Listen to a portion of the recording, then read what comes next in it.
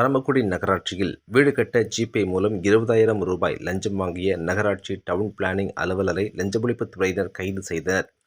ராமநாதபுரம் மாவட்டம் பரமக்குடி நகராட்சியில் பணிபுரியும் பதிவு பெற்ற பொறியாளர் பாரதி கண்ணன் தனது வாடிக்கையாளருக்கு சொந்தமாக பரமக்குடியில் உள்ள 4 வீட்டுமனைகளுக்கு நகராட்சியில் பிளான் அனுமதி பெற கட்டணமாக ரூபாயை கடந்த வாரம் செலுத்தியுள்ளார். இந்த நிலையில் இது தொடர்பாக நகராட்சியில் டவுன் பிளானிங் அலுவலராக பணிபுரியும் பர்குணனை சந்தித்து பாரதி கண்ணன் விவரம் கேட்டபொழுது, ஒரு வீட்டுமனைக்கு ரூபாய் 5,000 வீதம், 4 வீட்டுமனைக்கு மொத்தம் ரூபாய் 20,000 லஞ்சமாக வேண்டுமென கூறியுள்ளார். அதற்கு பொறியாளர், நகராட்சிக்கு கட்ட வேண்டிய அரசு பணத்தை முழுவதும் செலுத்தி உள்ளேன். ஆகையால் ரூபாய் 20,000 லஞ்சம் கொடுக்க முடியாது என கூறியுள்ளார். இந்த நிலையில் பாரதி கண்ணன் ராமநாதபுரம் ஊழல் தடுப்பு மற்றும் கண்காணிப்பு பிரிவில் புகார் செய்தார்.